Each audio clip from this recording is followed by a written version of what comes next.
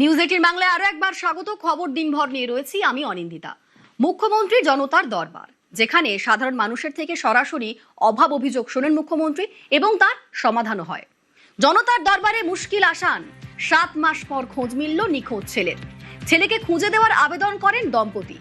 7 দিনে ছেলেকে ঘরে ফেরানোর প্রতিশ্রুতি মতো 7 দিনের মধ্যে ঘরে ফিরল ছেলে। আবেগপ্রবণ চাকদার দম্পতি কান্না ভেজা গলায় মুখ্যমন্ত্রীকে ধন্যবাদ জানিয়েছেন তারা।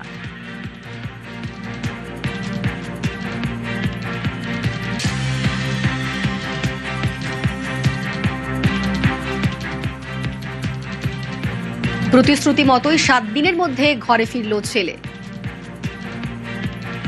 আমার ছেলে গত 7 মাস কলেজে যাওয়ার নাম করে বাড়ি থেকে গিয়ে মিসিং। চাকদা থানাকে সমস্ত খবর জানিয়েছি।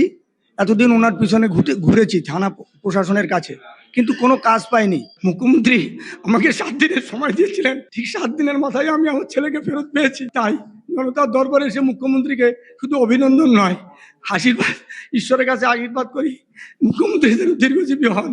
তিনি যেন এইভাবে জনতার দরবারে আমাদের মতো সাধারণ গরিব মানুষের উপকার করতে পারেন, চোখের জল মোছাতে পারেন। আর জনতার দরবার যেন পৃথিবীর বুকে আজীবন বেঁচে থাকে।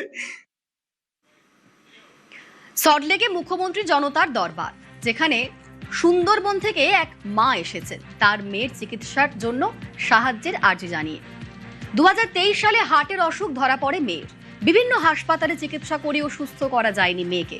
এবার জনতার দরবারে চিকিৎসায় সাহায্যের আর্জি মায়ের। 2023 থেকে ধরা পড়েছে। আশ্রমে থাকে, ওখান থেকেই ধরা পড়েছে। বাড়িতে ছোটবেলা থেকে ধরা পড়েনি।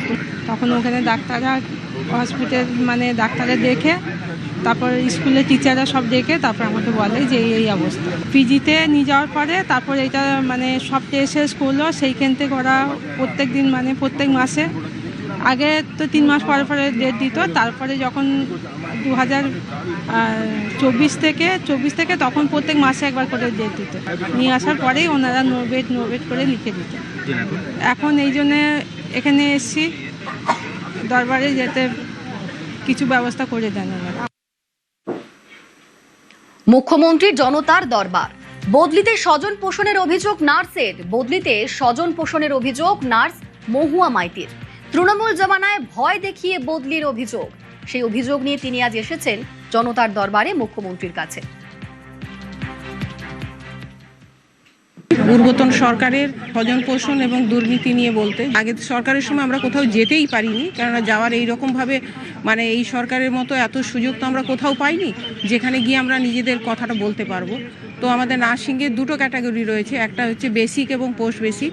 তো পোস্ট বেসিক নার্সিংকে ভীষণ নেগলেক্ট করা হয়। যেমন হচ্ছে স্বাস্থ্য ভবনে শুধুমাত্র রয়েছে বেসিক বিএসসি নার্সিং। কিছু পলিসি বা গাইডলাইন তৈরি করে নার্সিং থেকে প্রপার তৈরি করে আমরা দিয়েছিলাম এই সরকারের কাছে। প্রতিহিংসামূলক আমাকে ট্রান্সফার করে দেওয়া হয়েছে আর কি।